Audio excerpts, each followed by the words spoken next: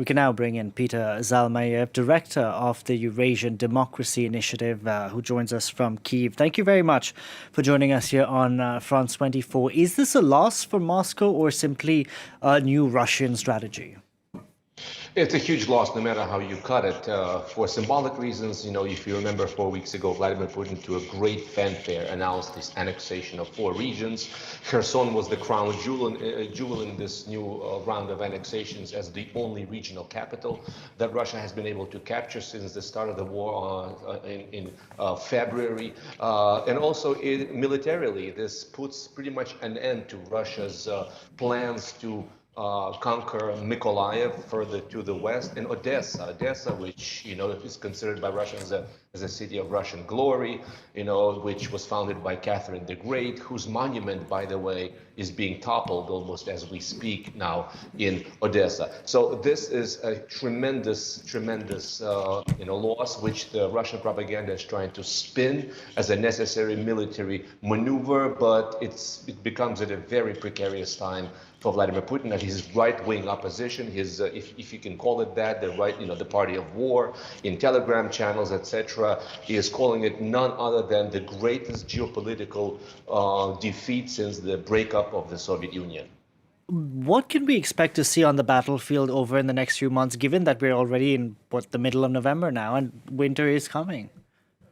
Winter is coming. It's going to be much more difficult, obviously, for Ukraine to continue advancing in that direction further beyond Kherson, because beyond Kherson is the Dnieper River, a very wide river, and trying to wade it, trying to cross it with the mass of Russian troops on the other side is going to be pretty much suicidal, and I don't think Ukraine is going to do that. What we're seeing indications from the Russian side that they're going to relocate these retreating troops to the Donbass. And boost the military effort there. This is probably the one spot in Ukraine where Russians have the greatest chance of having some success and reconquering the rest of the Donbass. Since this announcement of a retreat indicates that Ukraine has the upper hand on the battlefield, should there not be a push for dialogue now? This is what we're hearing in Russia. The Russian side is Russian media is playing up reports that Washington is supposedly forcing Ukraine to the negotiating table, and in fact this retreat, some are portraying this retreat as sort of a part of the agreement between Biden and Putin, whereby the Russians have left Kherson. This is an opportunity to sit down, talk, and try to come to some kind of a peace agreement. Well, we'll have to see how Ukrainians react to the retreating Russian troops, if they fire on them, if they try to kill as many of them as possible and get as much equipment as possible from the retreating troops. I don't think then that makes any sense. And, when we talk about a peace agreement, you have to keep in mind that Vladimir Putin has not given up on his goal of destroying Ukraine. If he cannot control it, then he would rather destroy it. And so any peace agreement is fraught with the possibility that Russia will only use it to freeze military action, to regroup, and in order to freshen up their troops and attack and attack and attack again.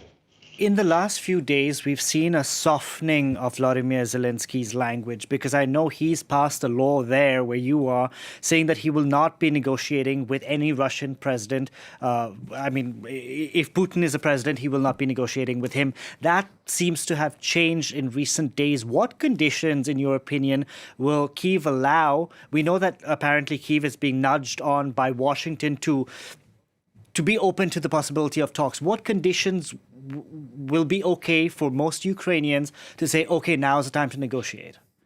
Well, first of all, they have to stop this terror in the skies, and they have to stop the drone attacks on our civilian infrastructure. Russia is said to be in talks with Iran to buy ballistic missiles. It has already knocked out about 30 to 40% of our electricity grid, so that obviously has to stop. Then there's obviously the demand for the Russians to retreat. At least to the pre-February 24th borders, if not, 1991 borders. Yeah, because that's the thing. We seem to get different dates often, whether it's the 1991 borders or February borders, because that would mean them leaving Crimea as well. And that could take... Let me just say something. This is not something even that is discussed publicly. This is kind of considered sacrilegious because the goal is now to liberate all of Ukraine's territory. But if we're talking about the peace talks that you have asked me about, I think this could be a dual format. Crimea could potentially be frozen. I don't think we can expect the Ukrainian side to sign off on Crimea. But for the purpose of true peace talks, that could be frozen, and the part of the Donbass occupied since 2014 can be frozen. No matter what peace talks ever are conducted, another very important, crucial component is what do we do with rebuilding Ukraine? Ukraine has suffered a damage to the tune of hundreds of billions of dollars, and obviously, Russia should be the one who has to pay. So we have to consider the question of reparations. That should be an element in any peace talks going forward. Peter Zalmayev, great talking to you on the program today. Thank you.